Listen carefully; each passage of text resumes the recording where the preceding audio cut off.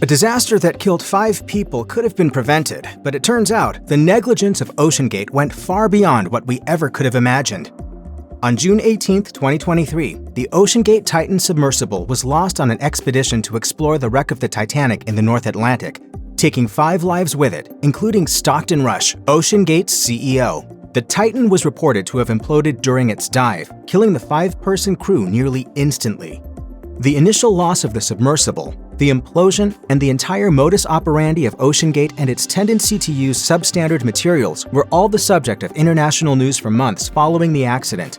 The implosion was blamed on the overall construction of the Titan, which relied heavily on carbon fiber and titanium.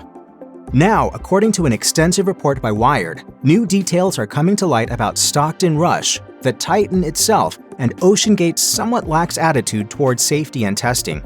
It's an unfortunate reality that even extensive testing and research can result in failure that costs lives. It's another thing entirely to lie about said testing and research, which seems to be exactly what Stockton Rush did when releasing information about the Titan. Stockton is very interested in being able to quickly train pilots, have pilots be able to come in and use this thing without having to go through weeks of training. If you were to take Stockton Rush and OceanGate's public statements at face value, you would be led to believe that the Titan submersible was built in collaboration with NASA, Boeing, and the University of Washington to withstand the high pressures of deep-sea exploration. It seemed like the Titan was the result of nothing but the best and brightest engineers and builders working together. After all, NASA's been to the moon, Boeing builds fighter jets, and the University of Washington is a world-class research institution. Right at the outset, Boeing and the University of Washington said that neither entity had anything to do with the Titan. As far as NASA's involvement, Wired reports that Stockton Rush announced the collaboration with NASA, only for nothing to come of it. Even before the disaster, employees described the company as having a less than thoughtful attitude towards safety, instead emphasizing speed and cost. According to Wired's newly revealed leaks and interviews with sources close to OceanGate and Stockton Rush, the company had a long history of lying about the submersible, its construction, its testing, and who was involved.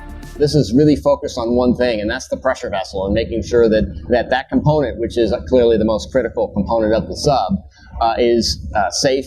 But the most damning piece of information that came to light is the overall lack of sufficient testing during the initial engineering phase of the Titan and employing needlessly dangerous, cost-effective measures.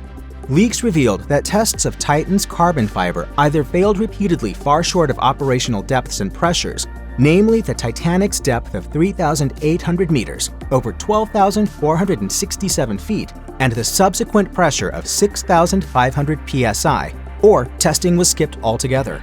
And while Rush's attitude towards safety and rigorous testing was well reported on even before these recent revelations, it calls into stark relief how avoidable this tragic accident could have been. This is an experimental sub. People are informed that it's very dangerous down there.